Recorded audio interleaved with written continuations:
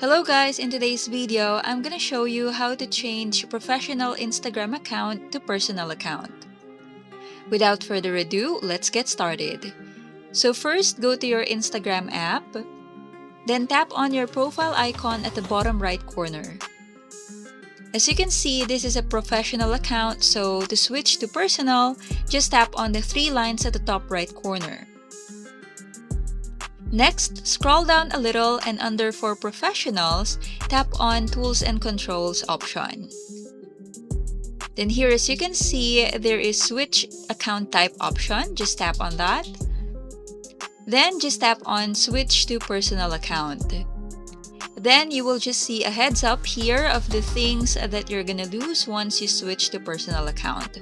When you're okay with that, just tap on Switch to Personal Account again. And as simple as that, we have now successfully switched our account from professional to personal. And that's pretty much it. If this video helps, please consider subscribing to our channel. Thank you for watching and see you on the next one.